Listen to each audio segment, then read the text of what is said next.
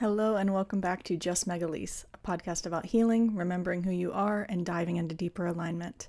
And I'm Meg, I'll be your host. During today's episode, I wanted to talk a little bit more about shadow work. Because some people hear the word shadow work and they think it's like something scary, and it's not. It's something sacred. And also, I hear a lot of people talking about shadow work nowadays, and I think that there has become like branches of different types of shadow work. So I wanted to talk about that, and then the type of branch that I practice or that I talk about and teach. So first of all, what is shadow work by my definition? I think of it as we're gently uncovering the parts of ourselves that we have disowned or we pretend like they don't exist, which often then show up as judgments of others. A lot of times when we're judging another person, we're not really judging them. We're judging a part of ourselves that we disown, and therefore we're projecting it outward onto another person.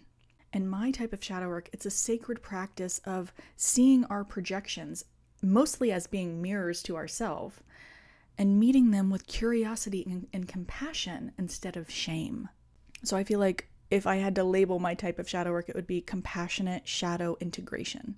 And also, I think my type of shadow work, it integrates really three of the four main types of shadow work. For example, let me list the four first. So there's Jungian shadow work. Its origins come from Carl Jung, and its focus is on integrating the unconscious shadow self into your conscious awareness. I definitely practice a part of that.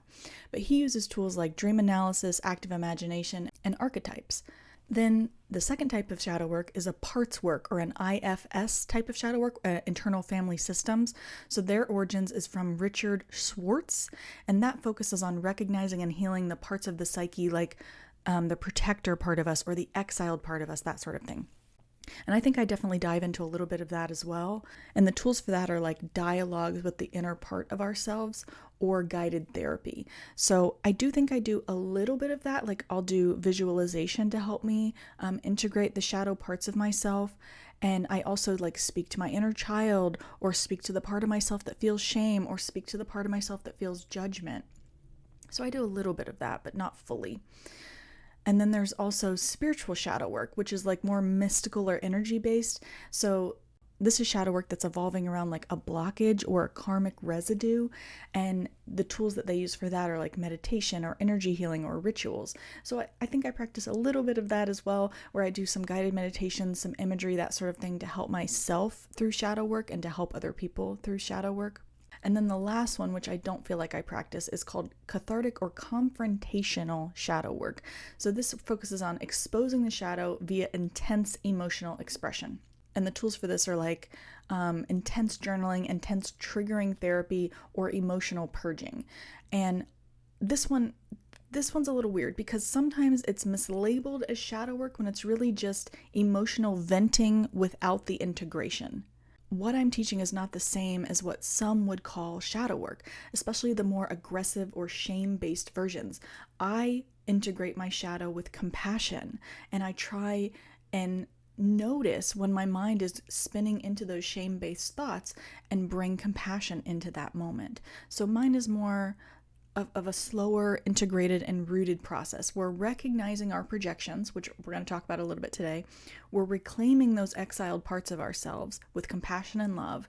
We're creating emotional safety, and we're healing the shadow through self-compassion and embodiment.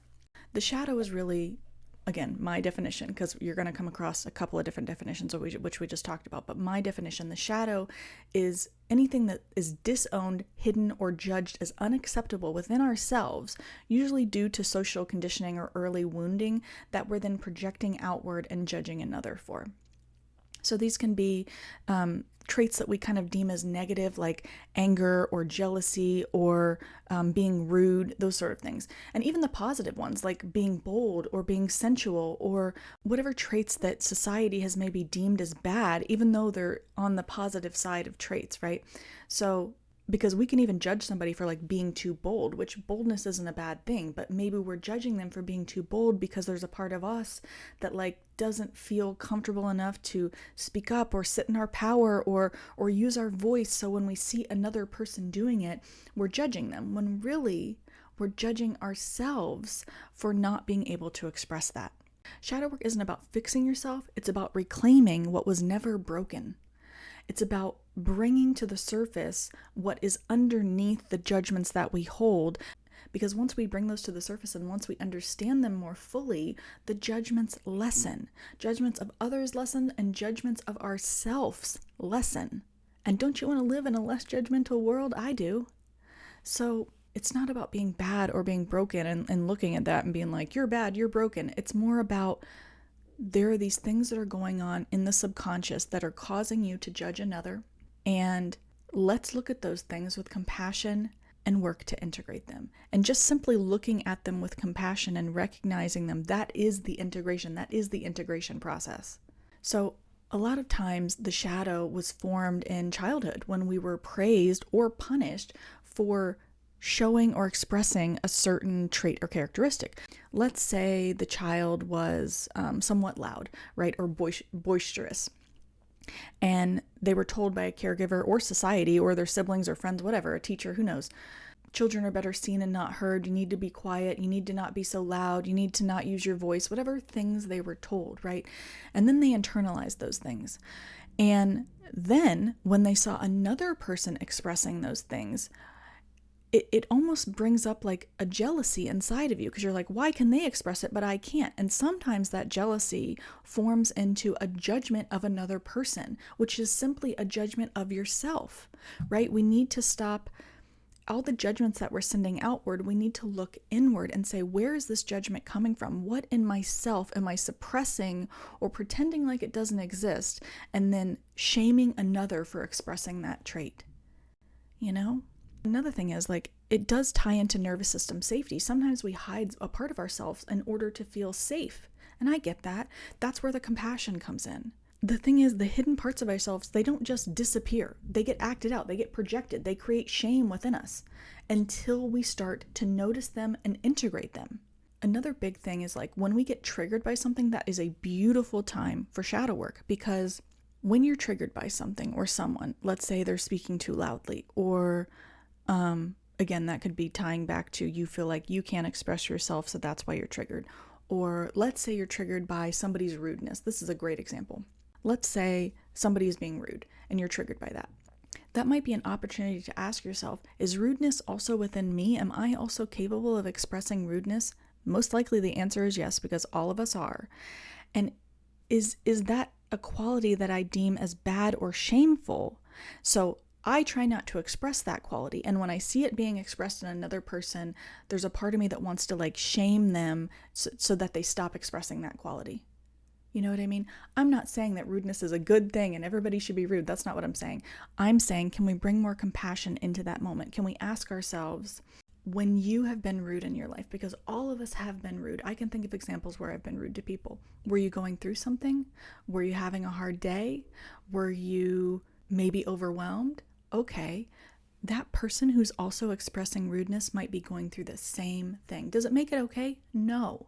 But it brings compassion into that moment, looking at another human being who's also expressing a trait that we have expressed. So when we're judging another person for having expressed a trait that we also possess, it's really just a judgment of ourselves. It's a shaming of that quality within ourselves that we're projecting outward onto another person. Okay, let me give you another example. By the way, I talk about this a lot in my book. Hold on. There's a whole section on shadow work. The first part of the book is like about the ego mind and diving into the ego mind and understanding that a little more. And then the second part of the book is all about shadow work. Let me read you a passage from my book because I think it's helpful in explaining what I'm talking about, especially with the rudeness topic. So this is page 98. I'm in the chapter called Shadow Work. Our shadow self is the disowned self. Instead of accepting and holding compassion for the parts of us we find shameful or unworthy, we deny those qualities within ourselves and instead point them out in others. Let me give you an example. When we call someone rude, or in our mind perceive someone as being rude, that is because rudeness is a quality we are also capable of expressing, and we don't like that part of ourselves. So we subconsciously suppress the shame we feel about that part of ourselves, and we project that shame onto another person. This isn't to say that person isn't being rude or is capable of being rude at times. However, if we're often aggressively pointing out other people's rudeness, as an example, it might be an opportunity for self-reflection and to consider asking yourself, Am I also capable of being rude at times? Might I also react the same way or have reacted the same way in a similar situation? Is it hard for me to admit to ever being rude because it brings up feelings of shame? This is one thing that really, to stop here and tell you something, this is one thing that really stops us in our shadow work journey. When we start to think about like the other qualities in another that we're judging, and then to turn around and ask ourselves, like, do I also have that quality? A lot of times feelings and thoughts of shame come up to the point where we push that away and we say, no, I don't have that. No, not at all. Thoughts of shame are hindering you from accepting the fact that you do have those qualities. All of us do. All of us do. So bringing compassion and love into that moment, saying to yourself, yeah, I have been capable of expressing rudeness in the past. I have. Maybe I was going through something hard. I was overwhelmed, whatever. Bringing compassion into that moment and telling yourself, I love you. It's okay. We're flawed human beings. It's okay. And bringing as much compassion and love into that moment as you can. So to go back to reading, note, this is normal, the feelings of shame, when we first learn to accept and integrate the disowned parts of ourselves. Just as you are unaware that the negative judgments and assessments you project onto another are qualities that also exist within you, the same is true for the traits you admire in another person. If you admire their kindness, their compassion, their strength, their courage, or perseverance, you would not be able to perceive those qualities in another person if you were not also capable of expressing those qualities. You would not be able to hold the awareness of any quality or trait if it wasn't also within you. That's another big thing. Yet we often don't realize this. Seeing someone else's compassion, as an example, as something to strive towards, not realizing it's already within you. You wouldn't be able to see the sincere kindness of another if you weren't also capable or have been equally kind in your life. The awareness that we are capable of expressing all traits can be buried deep in our subconscious, and that takes a little digging and some challenging moments of honesty with ourselves to uncover. Oh, I go into a really great thing here where I talk about an ex-friend where I felt like she was judging me, and really it was me judging me and also her judging herself, she was then judging me. So maybe I do want to read this. Okay. I previously ended a friendship after she essentially called me a boy chaser because I was angry and hurt that she would judge me in that way. However, after doing shadow work, I realized my perception and reaction to her saying that points to the fact that there is a part of me that believes that to be true, but at the time it was hard to admit. Have I exhibited the qualities of what someone might qualify as a boy chaser at certain times in my life, i.e., aggressive in their pursuit of another, flirtatious, disregarding of their own needs or another's needs in the single-minded quest of acquiring a partner? Yes. At the time, they weren't qualities in me that I was willing to admit to, and her pointing them out made me angry. However, her pointing them out might also indicate that she hasn't owned those qualities in herself either. They are qualities she dislikes, pushes away, and denies. Therefore, she points it out when she perceives it's happening in other people without turning that statement back on herself and asking, am I also capable of, or have I in the past exhibited the characteristics of being a boy chaser? Otherwise, she wouldn't have pointed it out so aggressively when she perceived it was happening in another. She dislikes, disowns, and shames those parts of herself. Therefore, when she perceives those qualities in another, she points them out as wrong or shameful because she hasn't yet had the perspective to see that she is also capable of exhibiting those same qualities. When awareness is created around these ideas, there is compassion in replacement of judgment. The awareness that we all use each other as a mirror to our own subconscious is liberating. Once we realize I am that too, there's freedom.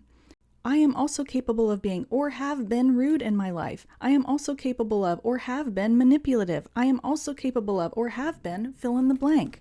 There's compassion and empathy where there was once judgment and hatred. It's cathartic and liberating. It becomes much harder to hate or condemn another human being when you realize that you are also capable of exhibiting that same behavior or trait.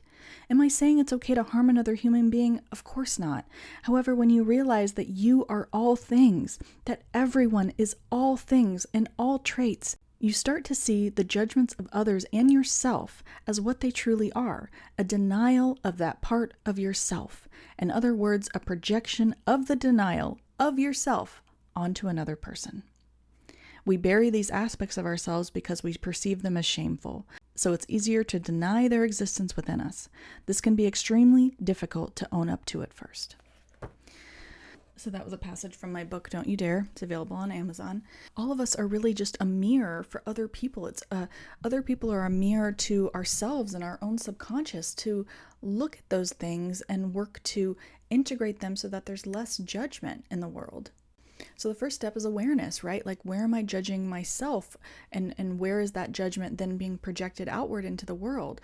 You can use things like mirror therapy, journaling, and stuff like that. And then you might also ask yourself, what am I afraid someone might see in me? That's a good indicator of the shadows that you might be holding. Am I afraid that somebody's going to think I'm rude, therefore I'm a bad person? Am I afraid somebody's going to see me as manipulative, and therefore I'm a bad person? All of us, by the way, have been manipulative in some aspect of our life, and that one's a hard one to hold. Some of you might be hearing that and be like, I have never been manipulative. I'm going to be honest with you. If you're pushing it away that hard, most likely it is something within you. It's just that shame is coming up when you hear that, so you're not able to hold that. But all of us have been, and sometimes it's subtle, right? Like, let's say when I was a kid, I wanted a piece of candy, and I'm just trying to think of a really broad example that maybe all of us have experienced, but we wanted a piece of candy. And so we found a way to ask our parents in a way that would get us what we wanted. Maybe we acted out a little bit so that way when we acted good, then we got rewarded with a piece of candy. That was a little manipulative. Like, all of us have done certain things throughout our life that are a little bit manipulative. When you talk about, this is another thing that comes to mind, when you talk about a person being toxic, all of us have had toxic traits in the past. All of us have exhibited toxic behavior in the past. All of us. All of us. And if you're pushing that away, I've never been toxic. I've never been toxic in my life. I hate to be the one to admit it to you, but pushing it away that hardly might be because it's something that is inside you, but shame is blocking you from admitting that. I know this work is hard. It's very hard, especially in the beginning, but it does get easier. Over time, when you realize, okay, I am that thing as well. I have that trait as well. I am capable of expressing that trait as well. I am capable of being manipulative, rude, obscene. I am capable of being controlling, jealous, lazy, arrogant, selfish, needy, loud, attention-seeking, angry, cold, insecure, prideful, unmotivated, envious, bitter, critical, moody, dramatic. I am capable of expressing all of those things. Okay, so when you see somebody else expressing those things, can we bring just a little bit more compassion into that situation? That's where shadow work is so powerful. Not only is it bringing compassion to yourself, like, I am capable of expressing those things. Okay, I am a flawed human being. I still deserve love. So it lessens the judgments of ourselves, bringing those things to the surface and understanding them. And it also lessens the judgments from us against other people. That's the point. That's the point of the shadow work. That's the point of shadow work, to help, at least the type of shadow work that I practice, is to lessen the judgments of this world. I have been such a judgmental person in the past. Why? Because I was judging myself. I was judging the parts of myself that I hadn't yet integrated. I'm crying now, mainly because I look back and it makes me sad that I was so judgmental. I disliked myself, not other people. And then when I finally started to, this is a big step in this as well as like mirror work. When I finally started to love myself, that was a big piece of this. That is a big piece of this. I started looking at myself in the mirror every day and telling myself the reasons I loved myself, whether it was a physical trait, a personality trait, whatever. Megan, you're loving, you're kind, you're compassionate, you're thoughtful, and starting to name those things, and also starting to tell myself daily, I love you. I love you and I'm proud of you. I love you and I'm proud of you. I remember the first time I said I love you to myself, I started bawling. It was like my body and my brain were like, finally, you're telling us what we've been wanting to hear all these years. It's a journey. It's definitely a journey. But I do love myself so much more than I did years ago. Really, I can say I am a lovable person. I am worthy of love. I love myself.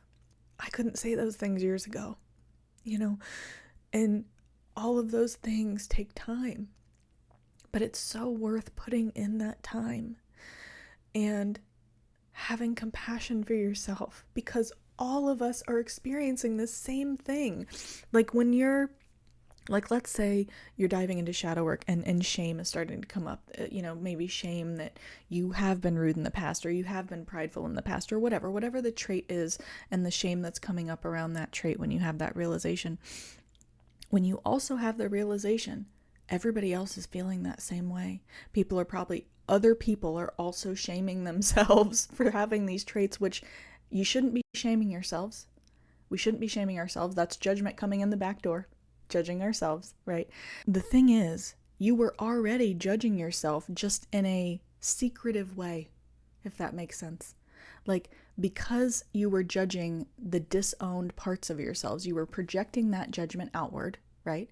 But now when we bring those judgments to the surface, you might still be judging yourself, saying, oh my God, I can't believe I've expressed those things. I can't believe I've been manipulative in the past, or rude, or whatever. You're still judging yourself, just like you were before, but now it's at the surface. And once it is at the surface, you can start to bring compassion into those judgments. You can start to speak back to those judgments. Now that you know that they're there, you can start to speak back to those things and bring compassion into that.